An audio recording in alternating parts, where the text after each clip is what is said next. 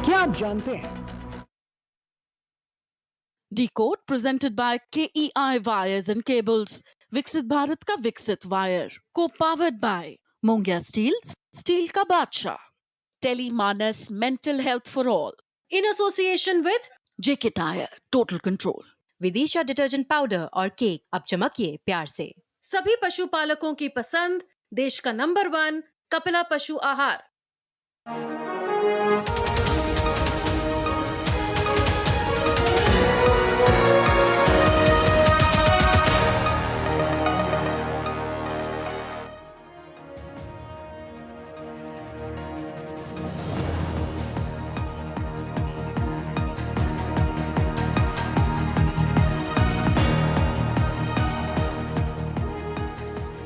नमस्कार, मैं हूं सुधीर चौधरी और डिकोड में आपका स्वागत है। तो आइए आज की खबरों को आपके लिए डिकोड करते हैं।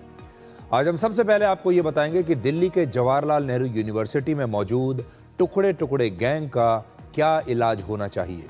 कल रात जेएनयू में कुछ छात्रों ने प्रधानमंत्री नरेंद्र मोदी और गृह मंत्री अमित शाह के खिलाफ आपत्तिजनक भाषा में नारेबाजी की है।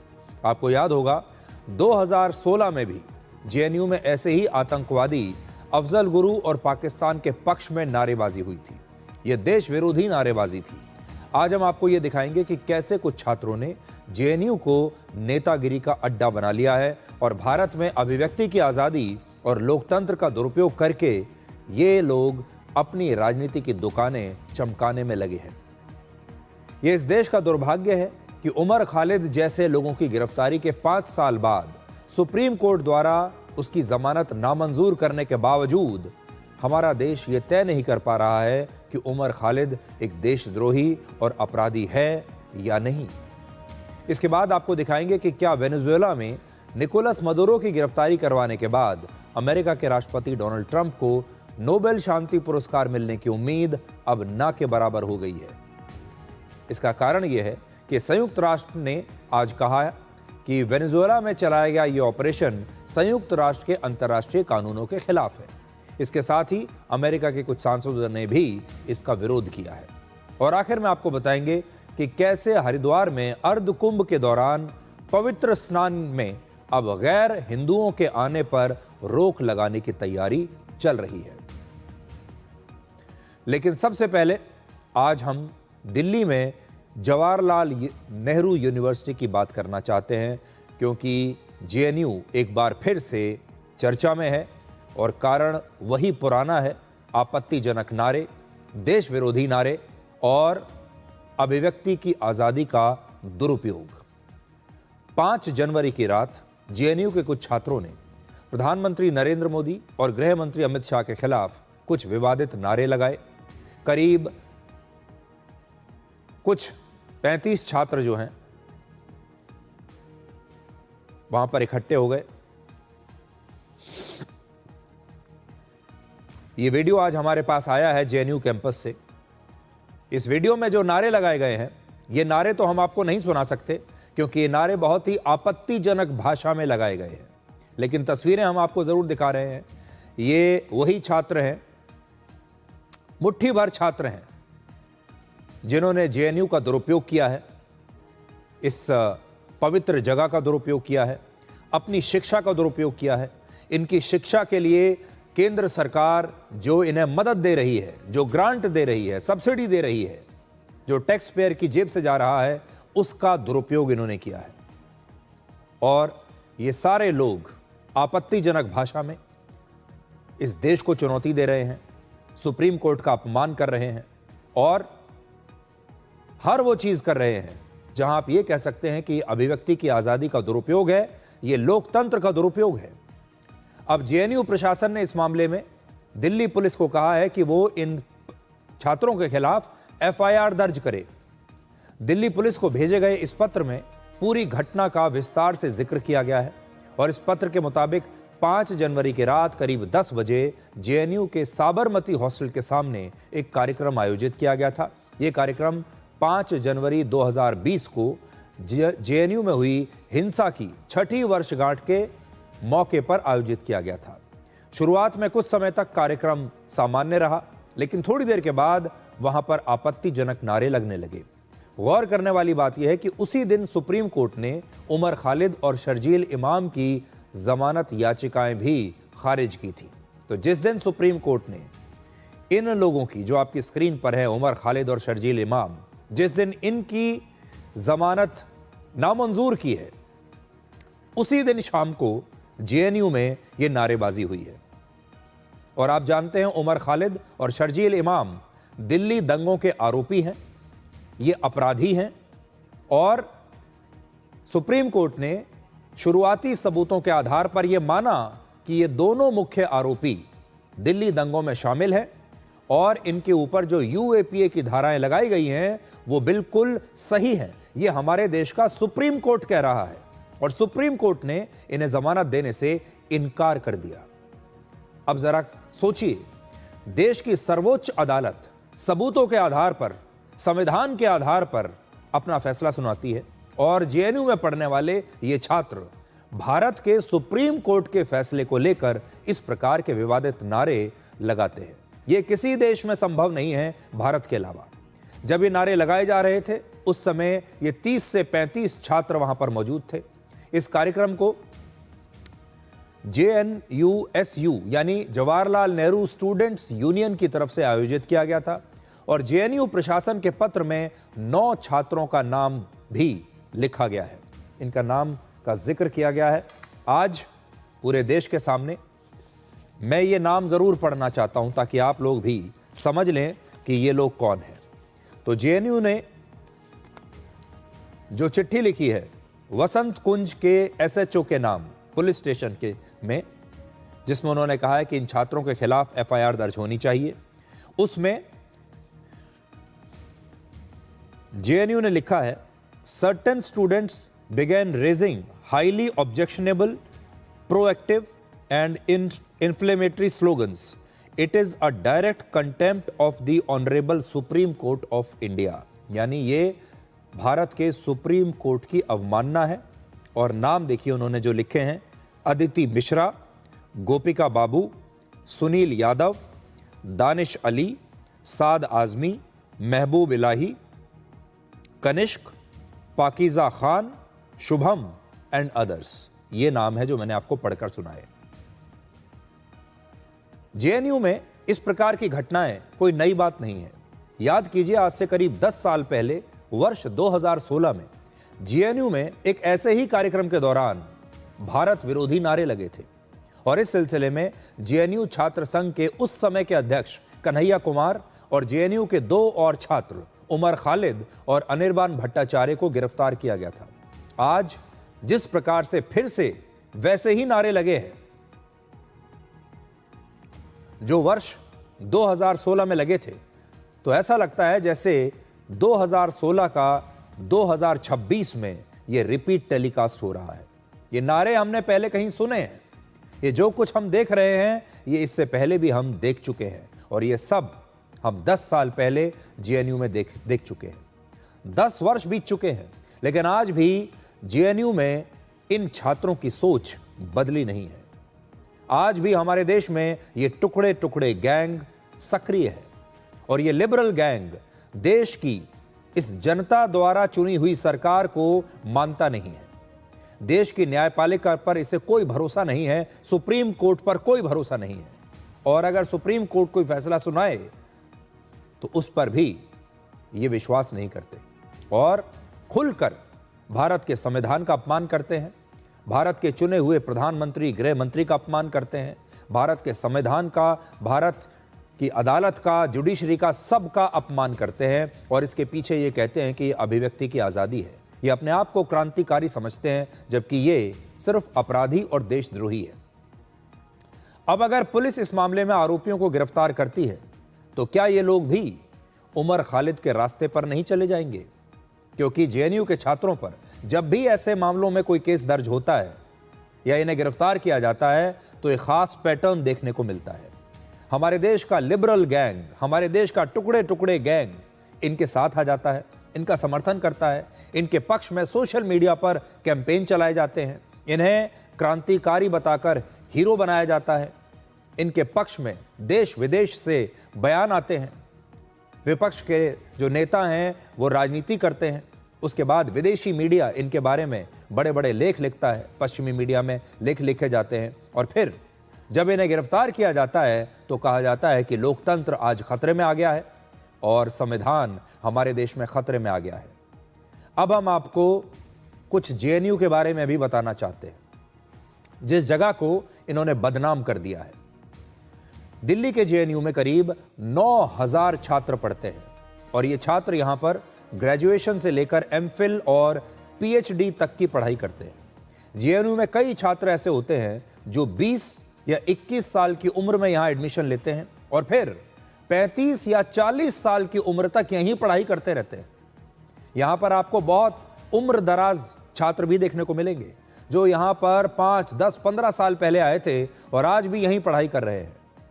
हॉस्टल मिला हुआ है, रहने की जगह मिली हुई है, खाना मेस में मिलता है और राजनीति करने का मौका मिलता है। ये लोग पहले ग्रेजुएशन करते हैं, फिर पोस्ट ग्रेजुएशन करते हैं, फिर यहीं से एमफिल करते हैं और फिर पीएचडी की पढ़ाई करते हैं। बहुत सारे छात्र ये कोशिश करते हैं कि लंबे समय तक यहीं जेएनयू के हॉस्टल में किसी एक कमरे पर कब्जा करके ज़्यादा से ज़्यादा समय तक वो यहाँ रहें। और आप ये मान सकते हैं कि बहुत सारे छात्र ऐसे हैं जो कई वर्षों तक लगातार ऐसे ही जेएनयू में रहते चले जाते हैं। मैं सब छात्रों की बात नहीं कर रहा, इसलिए जेएनयू के जो हजारों छात्र हैं उन्हें बुरा मानने की आवश्यकता नहीं है। मैं उनकी बात नहीं कर रहा हूं, मैं कुछ गिने चुने मुट्ठी भर छात्रों की बात कर रहा हूं जो पूरे जेएनयू को बदनाम करते हैं। तो ये जो मुट्ठी भर छात्र हैं जो आप यहां पर देख रहे हैं, जिस समय इन्हें पढ़ाई करनी चाहिए, जिस समय इन्हें किताब के सामने होना चाहिए, किसी लाइब्रेरी में होना चाहिए, उस समय ये राजनीति कर रहे हैं।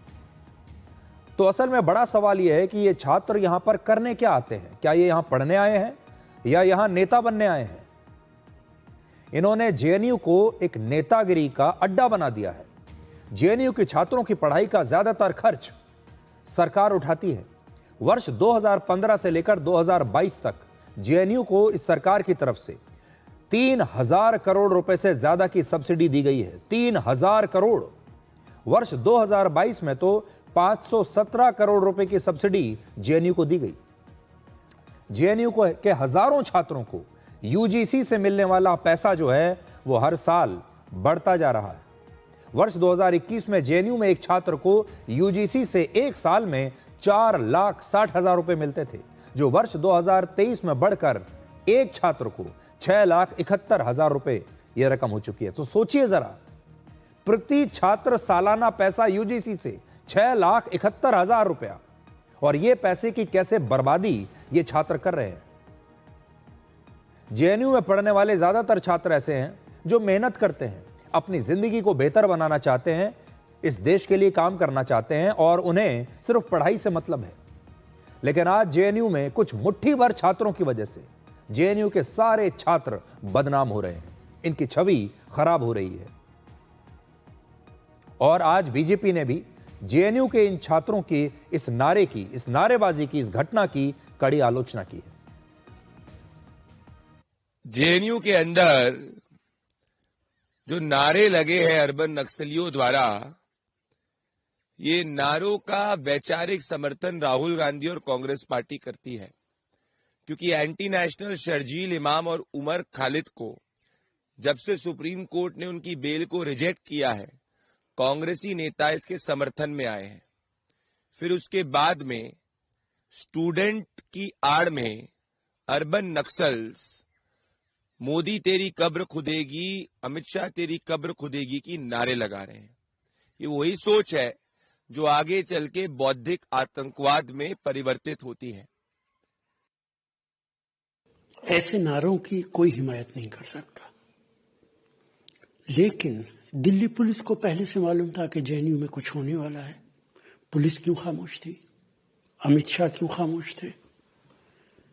और जिन लोगों ने नारे लगाए उनमें से क्या किसी एक को भी आपने गिरफ्तार किया? क्या इसका मतलब ये नहीं है कि ये नारे आपने अपने आप लगवाए? इसका, इन नारों का फायदा किसको होगा? पॉलिटिकली आपको होगा। पिछले 11 साल के अंदर जगह जगह पर खबरें आती हैं, पाकिस्तान का झंडा फहरा दिया, पाकिस्तान जिंदाबाद के नारे लग रहे हैं। 11 साल से पहले ऐसे कभी क्यों नहीं नारे लगे? आपकी हुकूमत में क्यों लग रहे हैं? अब आपको यह बताते हैं कि इन छात्रों का क्या इलाज है, इन छात्रों के साथ क्या करना चाहिए, और जेएनयू में जो कुछ हो रहा है यह बंद क्यों नहीं होता, इसका इलाज क्या है। ये छात्र अपनी स्थिति का फायदा उठा रहे हैं, अपने छात्र होने का फायदा उठा रहे हैं। सरकार से जो सब्सिडी मिलती है, इस टैक्स पेयर की जेब से जो पैसा जा रहा है, उसका दुरुपयोग कर रहे हैं। लोकतंत्र के नाम पर, अभिव्यक्ति की आजादी के नाम पर इस देश को कमजोर कर रहे हैं, इस देश के युवाओं को भटका रहे हैं। 2016 में इसी जगह पर जेएनयू में पाकिस्तान के समर्थन में नारे लगे थे। अफजल गुरु जो एक आतंकवादी था, उसके समर्थन में नारे लगे थे। तो आज हम आपको बताना चाहते हैं कि ये पुरानी तस्वीर आज मैं आपको दिखाना चाहता हूं, जेएनयू में क्या क्या होता है। पढ़ाई के अलावा शायद सब कुछ यहां पर हो रहा है, और जब इस प्रकार की घटनाएं वहां पर होती हैं तो आपको याद होगा 2016 में कांग्रेस के नेता राहुल गांधी जेएनयू गए थे। यानी जब पाकिस्तान के समर्थन में नारे लगे, अफजल गुरु के समर्थन में नारे लगे, तो राहुल गांधी जेएनयू में गए थे इन छात्रों का मनोबल बढ़ाने के लिए। यह राजनीति होती है हमारे देश में। तो मैं आपको बता रहा था कि इनका इलाज क्या है। पहले आपको यह बताते हैं कि दुनिया के जो दूसरे देश हैं वो इस प्रकार के छात्रों का क्या इलाज करते हैं। दूसरे देशों में अगर कोई छात्र या शिक्षक किसी यूनिवर्सिटी में ऐसे देश विरोधी बयान देता है तो उस पर क्या कार्रवाई होती है, जरा नजर डालिए। आपको याद होगा अमेरिका की कोलंबिया यूनिवर्सिटी ने गाजा या फिलिस्तीन में युद्ध के खिलाफ विरोध प्रदर्शनों में शामिल लगभग 80 छात्रों को निलंबित या निष्कासित कर दिया था। कुछ छात्रों की डिग्रियां भी उस समय रद्द कर दी गई थी। आप याद कीजिए, जब फिलिस्तीन को लेकर वहां के छात्र विरोध प्रदर्शन कर रहे थे अमेरिका की यूनिवर्सिटीज में इजराइल के खिलाफ। हार्वर्ड यूनिवर्सिटी ने फिलिस्तीन समर्थक विरोध प्रदर्शनों में शामिल कई छात्रों की ग्रेजुएशन पर रोक लगा दी थी। यह हार्वर्ड की बात कर रहे हैं। ट्रंप प्रशासन ने ऐसे विरोध प्रदर्शनों में शामिल 300 से ज्यादा छात्रों के वीजा कैंसिल कर दिए थे, वापस उनके देश भेज दिया। अमेरिका के कई यूनिवर्सिटीज में ऐसे विरोध प्रदर्शनों के कारण वहां के वाइस चांसलर्स पर इस्तीफे का दबाव बनाया गया। उनसे कहा गया कि आपकी यूनिवर्सिटी में अगर यह सब हो रहा है तो आप इस्तीफा दीजिए। गाजा में युद्ध की आलोचना करने वाली पोस्ट करने पर अमेरिका में शिक्षकों के खिलाफ कई बार कार्रवाई की गई है। ईरान में वर्ष 2023 में विरोध प्रदर्शनों में शामिल कई छात्रों को गिरफ्तार किया गया, उन्हें यूनिवर्सिटी से निष्कासित किया गया और कई प्रोफेसर्स को नौकरी से निकाल दिया गया। इसी तरह तुर्की में भी वहां के राष्ट्रपति ने तख्ता पलट की कोशिश में शामिल 6000 से ज्यादा शिक्षकों को बर्खास्त कर दिया था। कई शिक्षकों को ब्लैकलिस्ट कर दिया गया, उन्हें इसके बाद नई नौकरी नहीं मिल पाई और कई शिक्षकों के, कई टीचर्स, प्रोफेसर्स के पासपोर्ट रद्द कर दिए गए तुर्की में। अब हमारे देश में भी देश विरोधी और आपत्तिजनक बयान देने वाले छात्रों के खिलाफ इसी प्रकार की सख्त कार्रवाई करने का समय आ चुका है।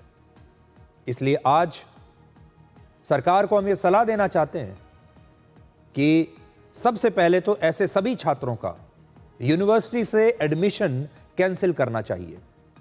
ऐसे तमाम छात्रों को ब्लैकलिस्ट कर देना चाहिए।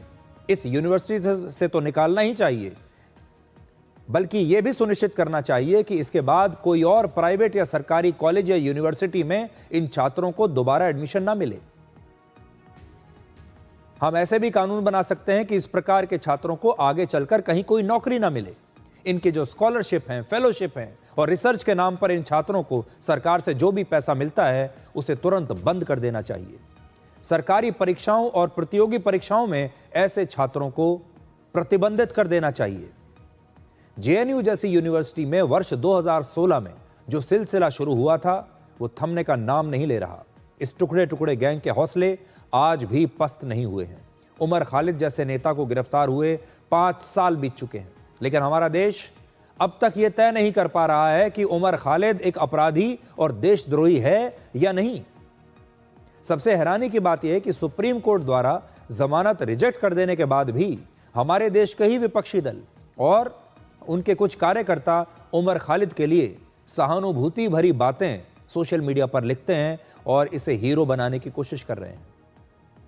उमर खालिद जैसे लोग जेएनयू में जो नारेबाजी कर रहे थे, इस प्रकार के छात्र और इनका समर्थन करने वाले विपक्षी नेता अमेरिका के उस बिजनेस मॉडल में बिल्कुल फिट बैठते हैं जो हर देश को अस्थिर करना चाहता है, जो हर देश में सरकार के खिलाफ विद्रोह करने वाली ताकतों को हमेशा बढ़ावा देता है। आपने देखा होगा जो पश्चिमी देश हैं, खास तौर पर अमेरिका, वहां की जो संस्थाएं हैं, चाहे वो मानव अधिकारों की बात करती हैं, लोकतंत्र को मजबूत करने की बात करती हैं, ये सारी संस्थाएं ऐसी हैं जो हर देश में इस प्रकार के लोगों को चुनती हैं, फिर इन्हें बढ़ावा देती हैं, इन्हें फंड दिए जाते हैं, इनसे कहा जाता है कि अपने देश के खिलाफ, अपनी चुनी हुई सरकार के खिलाफ प्रदर्शन कीजिए और धीरे धीरे धीरे वो प्रदर्शन तख्ता पलट तक पहुंच जाता है। बांग्लादेश में क्या हुआ आप देख लीजिए, नेपाल में क्या हुआ आप देख लीजिए, इस समय ईरान में क्या हो रहा है यहां भी आप देख सकते हैं। ये पूरी दुनिया में एक बिजनेस मॉडल है और हमारे देश में भी कुछ लोग ऐसे हैं जो विदेशी ताकतों के हाथ में खेल रहे हैं, उनके खिलौने बनकर, सिर्फ इसलिए क्योंकि इन छात्रों को पढ़ाई नहीं करनी, इन्हें आगे चलकर नौकरी नहीं करनी, इन्हें नेता बनना है, इन्हें नेतागिरी करनी है। और इससे पहले भी अगर आप ट्रैक रिकॉर्ड देखेंगे, इस प्रकार के जितने भी छात्र हैं ये कहीं काम करने के लायक नहीं होते, क्योंकि इन्होंने कभी जीवन में पढ़ाई नहीं की। ये हमेशा यही सोचते हैं कि पहले ये इस प्रकार के कोई विवादित नारेबाजी करें, फिर इनके खिलाफ कोई कानूनी एक्शन हो जाए, एक्शन होने के बाद देश का पूरा टुकड़े टुकड़े गैंग इनके पीछे आ जाएगा, रातों रात इन्हें मशहूर बना दिया जाता है, रातों रात इनके लिए सहानुभूति पैदा कर दी जाती है। कुछ लंबे समय तक अगर जेल में चले जाएं तो दूसरे देशों के सांसद इनके लिए चिट्ठियां लिखने लगते हैं और फिर वहां से इनकी राजनीति की दुकान शुरू होती है। फिर इन्हें कोई ना कोई विपक्षी पार्टी अपने यहाँ रख लेती है, उसके बाद इन्हें टिकट दे दिया जाता है, फिर ये चुनाव लड़ते हैं, चुनाव में बुरी तरह हारते हैं, ये भी नहीं कि जीत जाते हैं, चुनाव में बुरी तरह हारते भी हैं, लेकिन फिर ये सारी विपक्षी पार्टियां इन्हें सिर्फ और सिर्फ बयानबाजी करने के लिए अपने यहाँ रख लेती हैं। ये इनका भविष्य है और उस भविष्य के लिए ये जेएनयू का दुरुपयोग कर रहे हैं। अब जेएनयू के बाद आज की सबसे बड़ी अंतर्राष्ट्रीय खबर आपको बताते हैं, जहां 63 वर्ष के निकोलस मदुरो, जो कि 2 दिन पहले तक वेनेजुएला के राष्ट्रपति थे, और उनकी 69 वर्ष की पत्नी सिलिया फ्लोरेस को कल अमेरिका के न्यूयॉर्क की एक अदालत में पेश किया गया। अदालत की अपनी पहली सुनवाई में मदुरो और उनकी पत्नी ने नॉट गिल्टी की अपील दायर करके खुद को निर्दोष बताया। नॉट गिल्टी का मतलब है उन्होंने कहा कि हम निर्दोष हैं, हमारी कोई गलती नहीं है। अदालत में मदुरो ने 3 बड़ी बातें कही हैं। पहला, वो अब भी वेनेजुएला के राष्ट्रपति हैं और वो एक ईमानदार व्यक्ति हैं, ऐसा उन्होंने कहा कि मैं आज भी राष्ट्रपति हूं, मेरा सम्मान होना चाहिए और मैं ईमानदार व्यक्ति हूं। दूसरा, उन्होंने कहा कि मेरा अपहरण करके मुझे अमेरिका में जबरदस्ती लाया गया है। और तीसरा, उनके खिलाफ राजनीतिक मकसद से मुकदमा चलाया जा रहा है। उनके वकीलों ने भी कहा कि मदुरो को जिस तरह से पकड़कर अमेरिका लाया गया वो अंतर्राष्ट्रीय कानून और कानूनी प्रक्रिया का उल्लंघन है। मदुरो की पत्नी ने भी कहा कि वो अब भी वेनेजुएला की फर्स्ट लेडी है और उन्होंने भी अपने ऊपर लगे सभी आरोपों से इनकार किया है।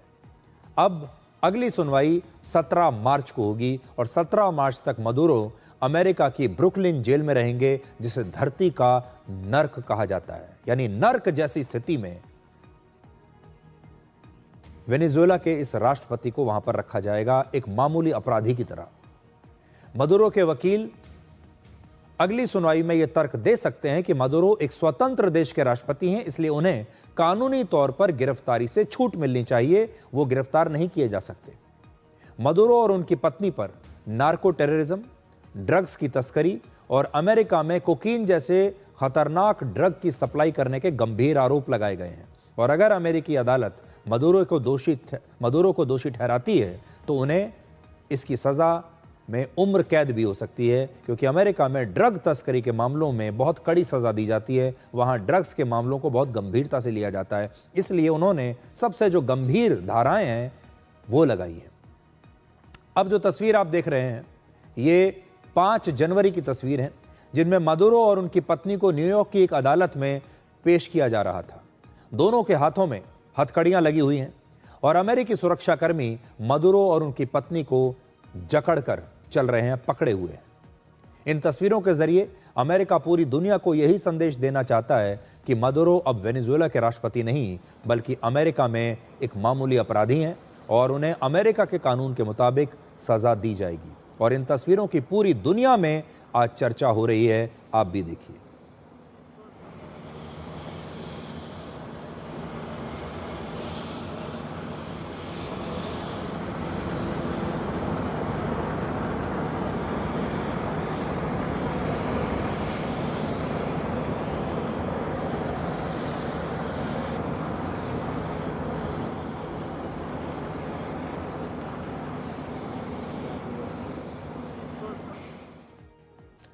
मदुरो और उनकी पत्नी का सार्वजनिक अपमान करके अमेरिका ये दुनिया को बताना चाहता है कि जो भी नेता अमेरिका की बात नहीं सुनता उसका क्या हश्र होगा।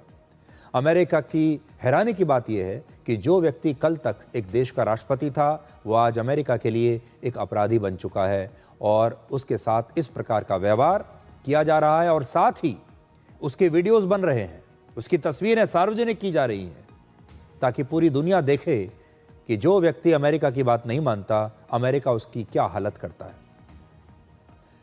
कल अमेरिका में निकोलस मदुरो को अदालत में पेश किया गया और कल ही वेनेजुएला में वहां की उपराष्ट्रपति 56 वर्ष की डेल्सी रोड्रिग्स को अंतरिम राष्ट्रपति भी बना दिया गया और उन्हें यह शपथ उनके भाई ने ही दिलाई जो वेनेजुएला की संसद के प्रमुख हैं। इस दौरान निकोलस मदुरो का 35 साल का बेटा भी वहीं पर मौजूद था और उनके बेटे का नाम है Nicolas Maduro Guerra. Por mi madre, por mi hermano Jorge, por mis sobrinos, la tranquilidad económica y social de nuestro pueblo y juro entonces sobre las bases de nuestro padre libertador en su discurso en Angostura, garantizar un gobierno। तो ये है Venezuela की नई राष्ट्रपति। इसके बाद Venezuela की संसद में निकोलस मदुरो और उनकी पत्नी की एक बड़ी सी तस्वीर का अनावरण किया गया और ये निकोलस मदुरो के बेटे ने खुद किया। ये तस्वीर देखिए वहां पर लगाई गई। निकोलस मदुरो के जो बेटे हैं वो वेनेजुएला में ही सांसद हैं और वेनेजुएला की सरकार ने कहा है कि वो निकोलस मदुरो को अमेरिका से वापस लाने की हर संभव कोशिश करेगी।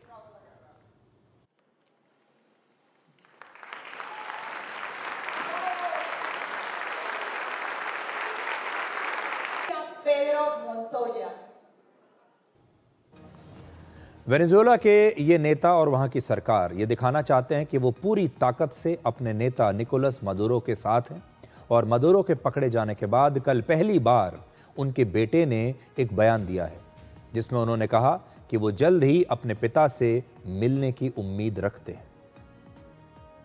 Paz, democracia, soberanía, dignidad, unidad, lucha, batalla y victoria.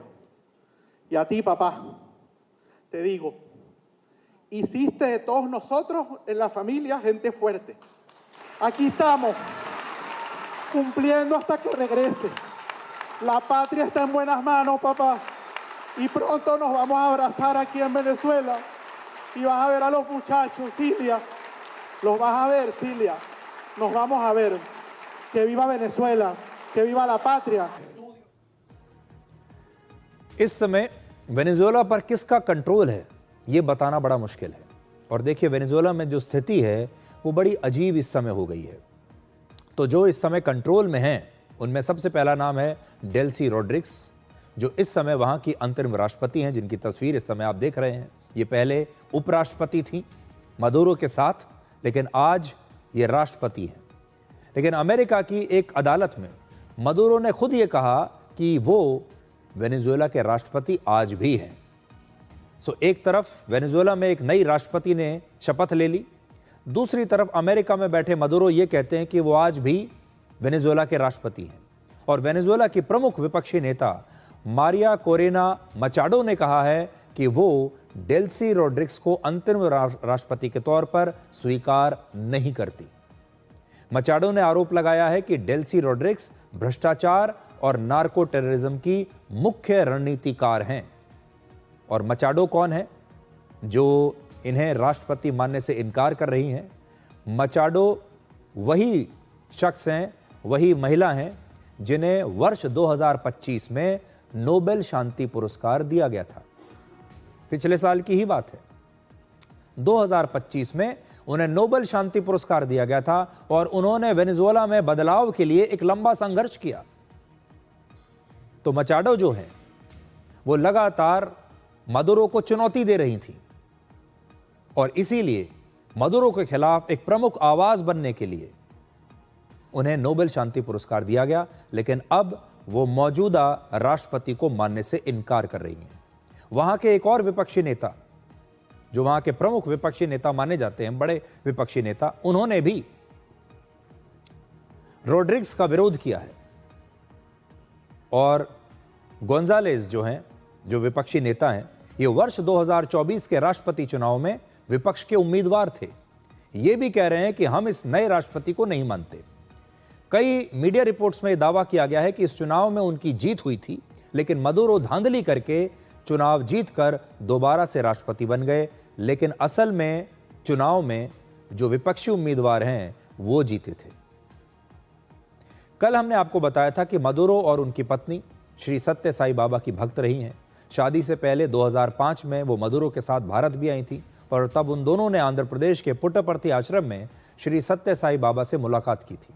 Venezuela की नई अंतरिम राष्ट्रपति डेल्सी रोड्रिग्स भी श्री सत्य साई बाबा की भक्त हैं और ये भी 2019, 2023 और 2024 में श्री सत्य साई बाबा की समाधि मंदिर पर आ चुकी हैं उनका आशीर्वाद लेने के लिए।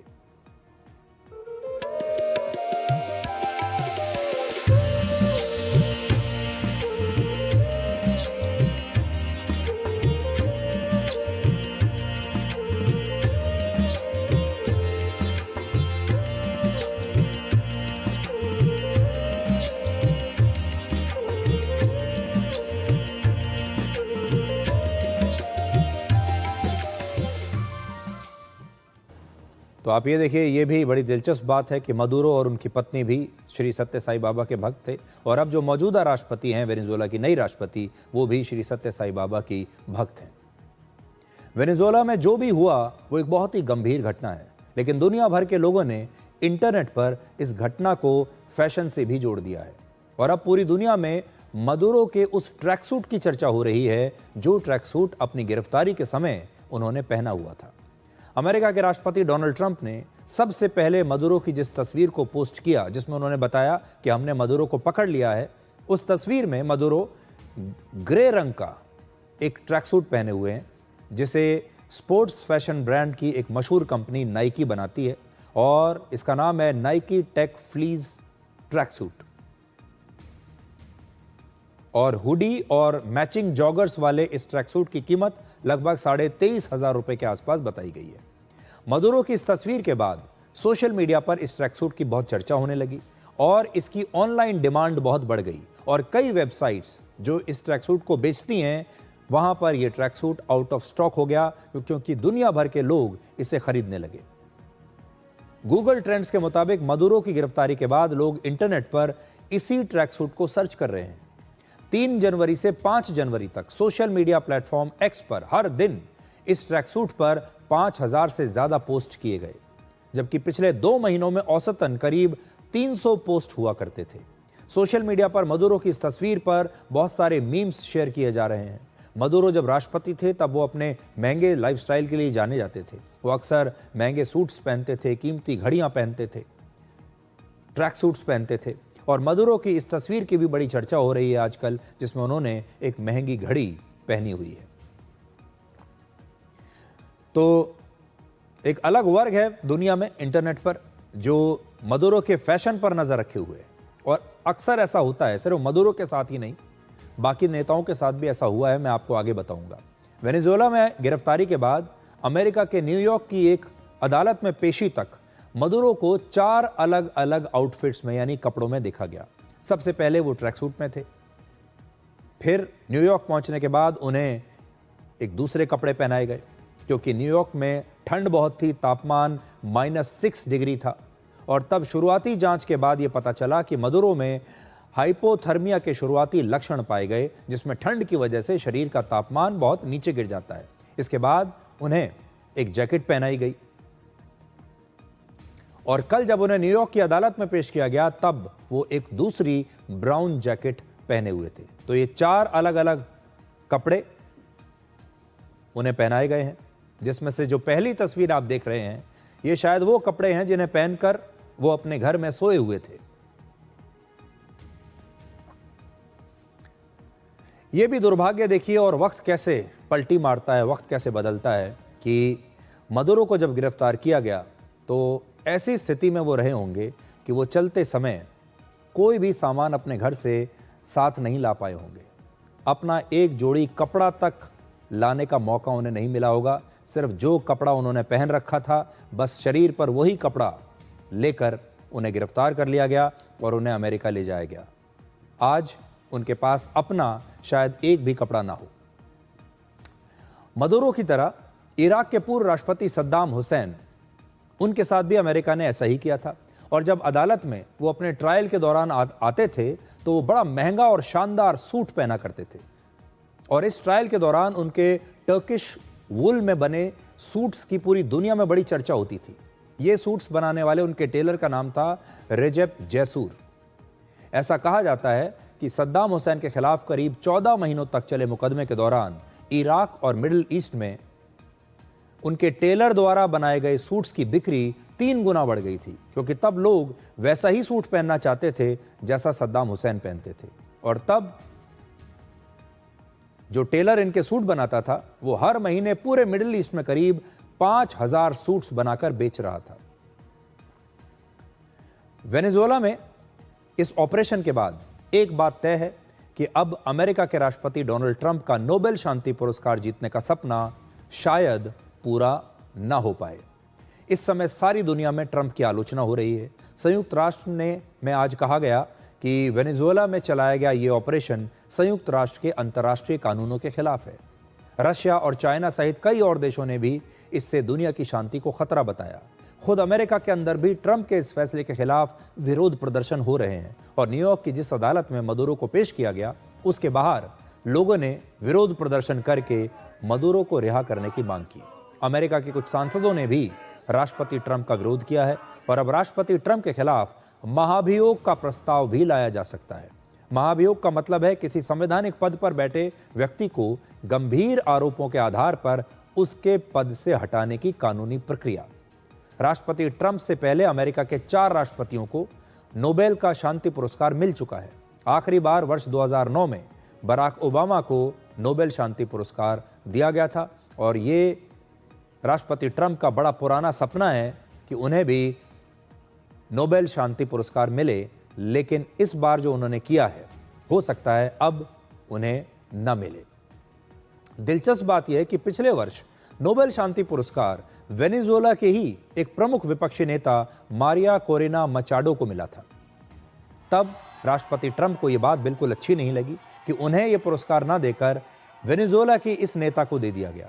आपको याद होगा मचाडो ने अपना पुरस्कार उस समय ट्रंप को ही समर्पित कर दिया था, लेकिन ट्रंप उसके बाद भी नाराज रहे क्योंकि वो चाहते थे कि मचाडो सिर्फ समर्पित ना करे अपना पुरस्कार, बल्कि मचाडो नोबेल शांति पुरस्कार स्वीकार ही ना करें और ये कह दें कि ये पुरस्कार तो ट्रंप को मिलना चाहिए।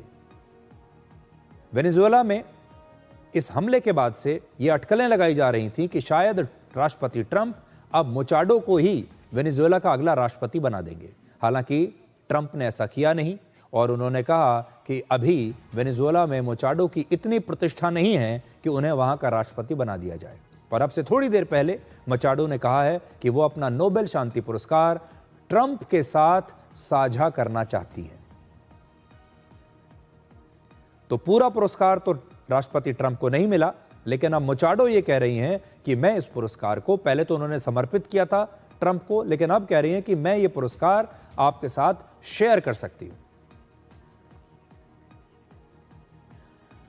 अब हम आपको बताते हैं कि जो कुछ वेनेजुएला में हो रहा है उसके पीछे का खेल क्या है, और यह है अमेरिका के पेट्रो डॉलर का खेल, और इसी को आज हम डिकोड करेंगे।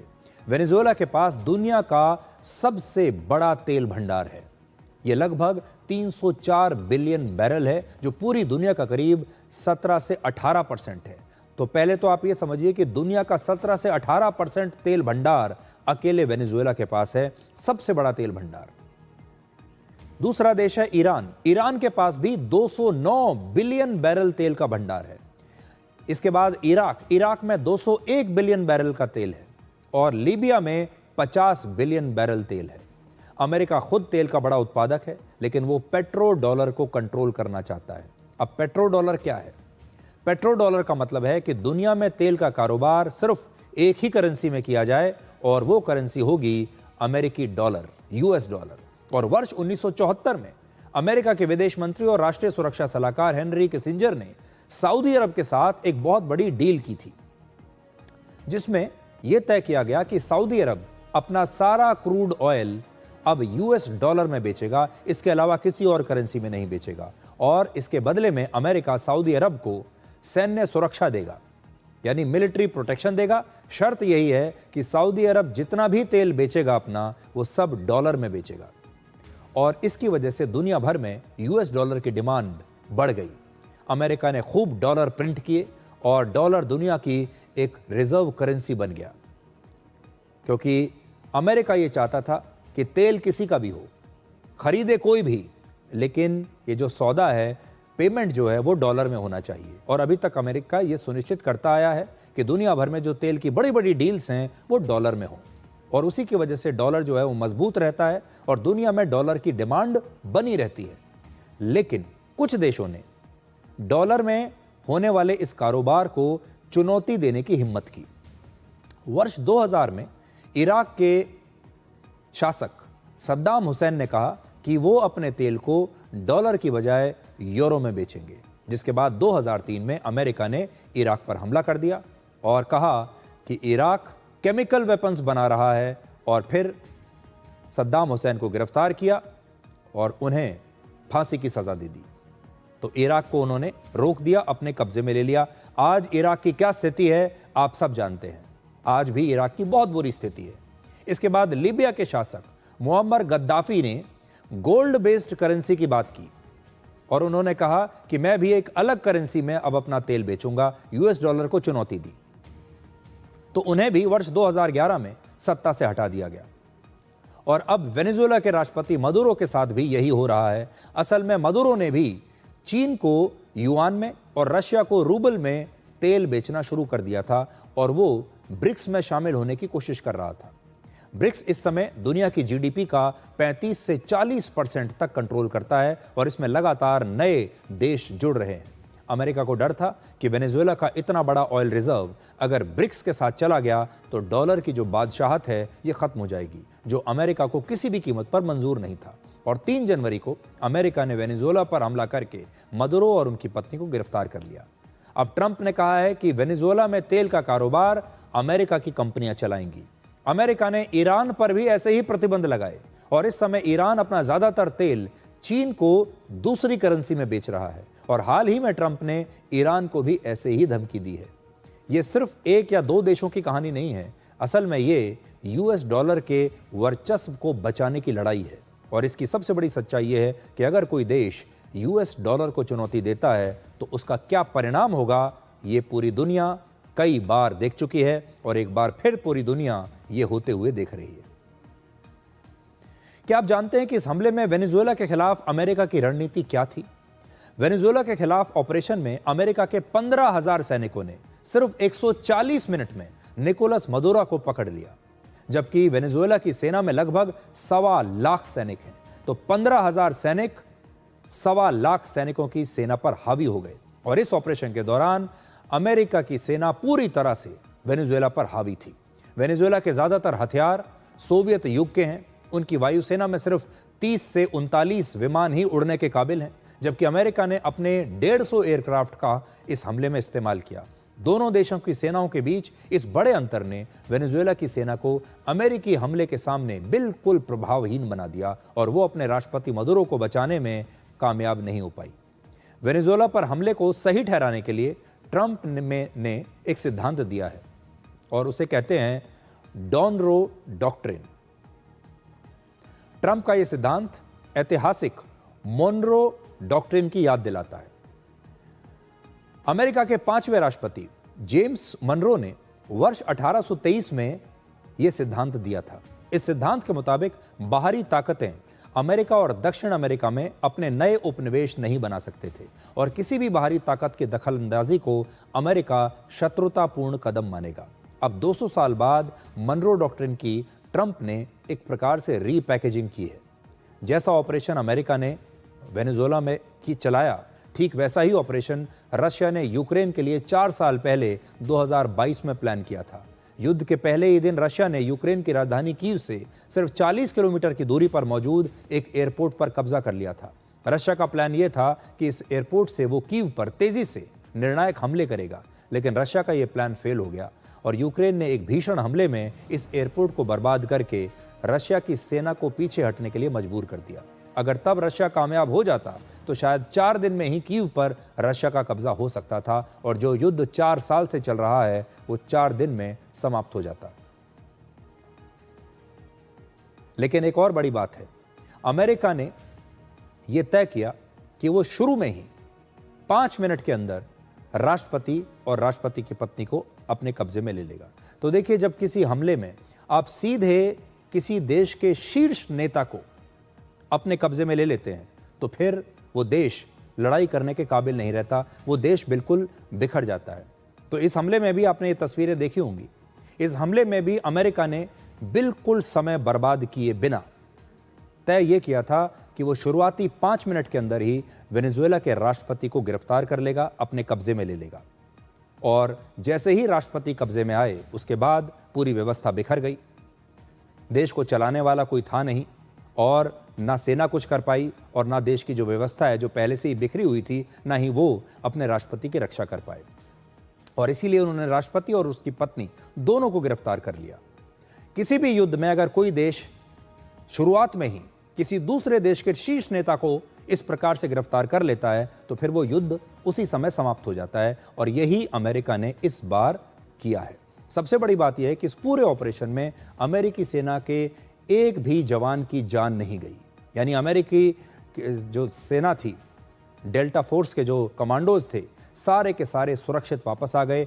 एक भी सैनिक की जान अमेरिका ने इस ऑपरेशन में नहीं गंवाई। यानी ये पूरी तरीके से सफल रहा। बिना किसी नुकसान के अमेरिका के सारे सैनिक वहां से ये ऑपरेशन फिनिश करके लौट आए। अब अमेरिका के सैन्य हस्तक्षेप की 4 तस्वीरें आपको दिखाते हैं। 2003 में अमेरिका इराक के पास जैविक और रासायनिक हथियार होने का आरोप लगाकर उसने हमला किया और सिर्फ 1 महीने में बगदाद पर कब्जा करके इराक के राष्ट्रपति सद्दाम हुसैन को गिरफ्तार कर लिया। और फिर 2004 में अमेरिका की ही एक रिपोर्ट में कहा गया कि इराक के पास कोई जैविक या रासायनिक हथियार नहीं मिला। आज इराक की क्या हालत है आपने देख लिया। लीबिया के लिए अमेरिका ने वर्ष 2011 में कहा कि वहां नागरिकों का नरसंहार हो सकता है और अमेरिका ने मार्च 2011 में नेटो ने लीबिया पर हमला कर दिया। बाद में कहा गया कि यह हमला गलत और बढ़ा चढ़ाकर पेश की गई खुफिया जानकारी पर आधारित था। 2017 में अमेरिका ने सीरिया पर अपने ही नागरिकों पर रासायनिक हथियारों से हमला करने का आरोप लगाया और फिर सीरिया पर भी हमला कर दिया। हालांकि यह आरोप कभी भी पूरी तरह साबित नहीं हो पाए। और फिर अमेरिका ने अफगानिस्तान पर भी 9/11 के मास्टरमाइंड ओसामा बिन लादेन को शरण देने का आरोप लगाकर हमला किया। और 2011 में ओसामा बिन लादेन अफगानिस्तान से नहीं बल्कि पाकिस्तान में मिला, जहां उसे अमेरिकी फोर्सेस ने मार दिया। कहने का मतलब यह है कि अमेरिका अलग अलग बहाने लगाकर इन सारे देशों में घुस तो गया, सत्ता परिवर्तन कर दिया, विद्रोह करवा दिया, वहां के नेताओं को पकड़कर उन पर मुकदमा चलाया, फांसी की सजा दे दी या उन्हें मरवा दिया। लेकिन ये सब कुछ किया लोकतंत्र के नाम पर, वहां के लोगों की जान बचाने के नाम पर, वहां पर संविधान को दोबारा से एस्टेब्लिश करने के नाम पर। लेकिन आज इन सारे देशों की क्या स्थिति है, आप लीबिया को देख सकते हैं, इराक को देख सकते हैं, अफगानिस्तान को देख सकते हैं। आप जानते हैं कि वहाँ हालात आज भी और ख़राब हुए।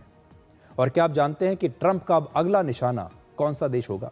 पहले नंबर पर ग्रीनलैंड की चर्चा हो रही है।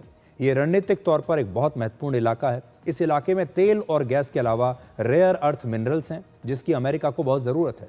अमेरिका के पड़ोसी देश मैक्सिको के जरिए आ रही ड्रग्स और अवैध घुसपैठ से भी ट्रंप बड़े नाराज हैं। क्यूबा पर वर्षों से कम्युनिस्ट शासन है और ट्रंप इसके घोर विरोधी हैं।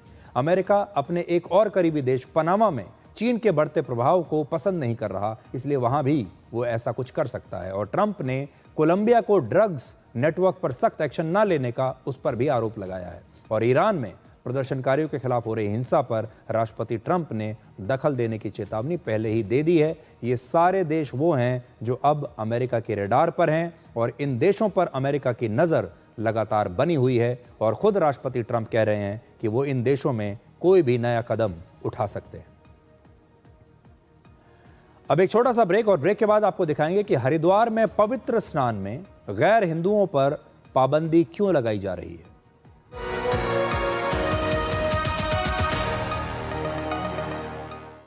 कौन है जो जोड़े देश को?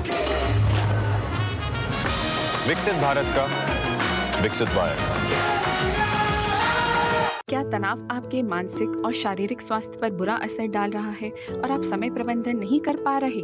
तनाव प्रबंधन के लिए टेलीमानस के 14416 पर संपर्क करें। विदिशा डिटर्जेंट पाउडर और केक, जो दाग धब्बे निकाले प्यार से। विदिशा डिटर्जेंट पाउडर और केक, अब चमकिए प्यार से। हिंदुस्तान मिले हिंदुस्तान से। जय हो विजय हो, देश हो विदेश हो, जेके हो। देश का टायर जेके टायर। कौन है जो जोड़े देश को? विकसित भारत का विकसित वायर।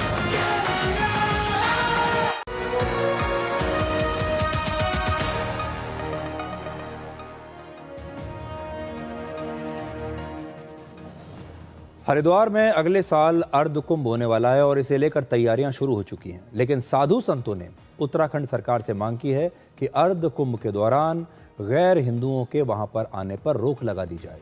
उत्तराखंड सरकार भी कुंभ मेले को लेकर कुछ सख्त नियमों पर विचार कर रही है। इसके तहत हरिद्वार में गंगा के घाटों पर गैर हिंदुओं के प्रवेश पर प्रतिबंध लगाया जा सकता है। हरिद्वार के 120 वर्ग किलोमीटर क्षेत्र में पहले गंगा नदी के किनारे मौजूद 105 घाटों पर यह प्रतिबंध लागू हो सकता है। इससे पहले हरिद्वार नगर पालिका के वर्ष 1916 और फिर 1953 के नियमों में कुछ गंगा घाटों पर गैर हिंदुओं के प्रवेश पर प्रतिबंध लगाया गया था। इतने वर्षों से यह नियम लागू रहने के बावजूद कभी भी इसका पूरी तरीके से पालन किया नहीं गया। हालांकि उत्तराखंड सरकार अब इस नियम को कुछ घाटों से बढ़ाकर पूरे 105 घाटों पर लागू करने की योजना बना रही है और अगले साल अर्धकुंभ में ये नियम लागू हो सकता है, जब वहां गैर हिंदू नहीं जा पाएंगे। वहां की सरकार ऋषिकेश और हरिद्वार को सनातन पवित्र शहर घोषित करने के बारे में सोच रही है। हालांकि इस मामले में अभी तक कोई अंतिम फैसला नहीं हुआ है। अब आपको सुनाते हैं कि इस मामले पर साधु संत और हरिद्वार से बीजेपी के सांसद क्या कह रहे हैं। देखिए, हरिद्वार एक कुंभ क्षेत्र है और हरिद्वार कुंभ क्षेत्र में गैर हिंदुओं का प्रवेश वर्जित होना चाहिए। इसकी मांग हम सब लोगों ने प्रयागराज में भी की थी और 4 स्थानों पर कुंभ भरता है, उन स्थानों पर भी लगातार ये मांग होती रही है। हरिद्वार में भी शासन प्रशासन को जो कुंभ क्षेत्र है उस कुंभ क्षेत्र में गैर हिंदुओं का प्रवेश वर्जित होना चाहिए। किसी प्रकार का कोई ठेकेदारी या कोई अन्य कुंभ के काम उनको नहीं मिलने चाहिए, क्योंकि वो एक प्रकार से विरोध करते हैं सनातन धर्म का, लेकिन जब व्यवसाय की बात आती है तो व्यवसाय छीनने का काम करते हैं। हरिद्वार तमाम दुनिया के हिंदुओं के लिए एक पवित्र नगरी है और उसी दृष्टि से यहाँ पर आते हैं, गंगा जी में डुबकी लगाते हैं। हर हिंदू की इच्छा होती है कि जीवन में एक बार वो गंगा जी में डुबकी लगाए, गंगा जल का आचमन करे। ये हर हिंदू की इच्छा होती है। और इसलिए उनकी जो डिमांड है, लेकिन वो किस रूप में उसको देखना चाहते हैं ये एक बड़ा विषय है, उसको स्पष्ट होना चाहिए। हरिद्वार और ऋषिकेश सिर्फ कोई आम शहर नहीं है, बल्कि सदियों से भारत की आस्था, तीर्थ और योग के केंद्र रहे हैं। वर्ष 2024 में हरिद्वार में करीब 3.5 करोड़ पर्यटक आए थे, जबकि ऋषिकेश में करीब 10 लाख पर्यटक आए थे। पिछले कुछ वर्षों में भारत में रिलीजियस टूरिज्म तेजी से बढ़ा है और इससे लाखों लोगों को रोजगार भी मिला है। हरिद्वार और ऋषिकेश जैसी जगहें जो हैं, वहाँ पर दो तरह के गैर हिंदू आते हैं। एक वो होते हैं जो वहाँ पर दुकान लगाते हैं, यानी व्यवसाय करने के लिए वहाँ पर आते हैं, जबकि दूसरे वो होते हैं जो यहाँ पर सिर्फ घूमने के लिए आते हैं। लेकिन कई बार इसमें कुछ असामाजिक तत्व भी आ जाते हैं और ऐसे धार्मिक स्थलों पर ये अराजकता फैलाते हैं। अब बड़ी बात यह है कि इस प्रकार के असामाजिक तत्व, जिनकी वहाँ पर आवश्यकता ही नहीं है, जिनकी ना तो वहाँ पर कोई आस्था है, ना ही उनका वहाँ पर कोई काम है, ऐसे लोगों को वहाँ कैसे रोका जाए। और कुंभ जैसे बड़े धार्मिक आयोजनों में भीड़ बहुत ज़्यादा होती है। ऐसे में गैर हिंदुओं के आने से ये भीड़ और ज़्यादा बढ़ जाती है और इसे नियंत्रित करना, लोगों की सुरक्षा करना और धार्मिक पवित्रता को बनाए रखना एक बहुत बड़ी चुनौती बन जाती है। तो इसके बारे में आपका क्या कहना है? क्या आपको भी लगता है कि ऐसे आयोजनों में गैर हिंदुओं पर रोक लग जानी चाहिए? आप हमें लिखकर बता सकते हैं। अब एक छोटे से ब्रेक के बाद डिकोड जिंदगी में आपको दिखाएंगे आज का विचार।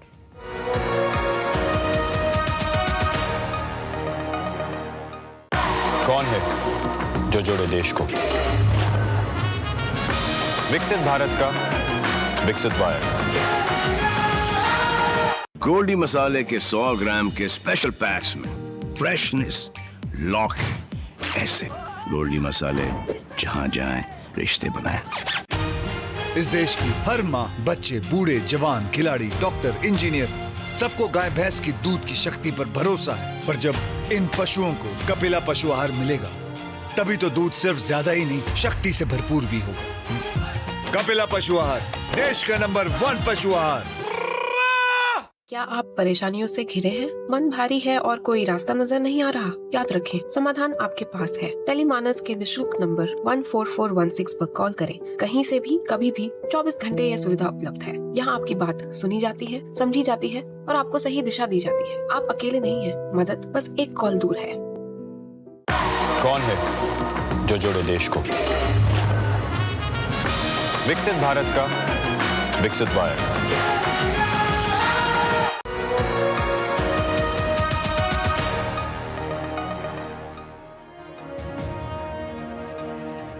तो आज के लिए डिकोड में इतना ही। अब आपसे हमारी अगली मुलाकात होगी कल रात 9 बजे। तब तक आप खुश रहिए, सुरक्षित रहिए, स्वस्थ रहिए। और समाज में बदलाव न आने के 3 कारण हैं: गरीब में हिम्मत नहीं, मध्यम वर्ग को फुर्सत नहीं और अमीर को जरूरत नहीं। नमस्कार।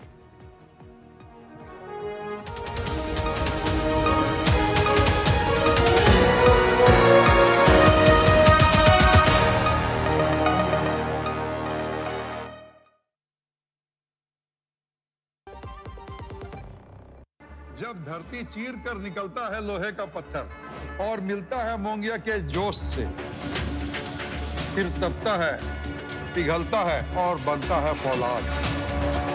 अब होता है सरिया सारी खूबियों के साथ। मोंगिया स्टील, मजबूत देश का मजबूत सरिया।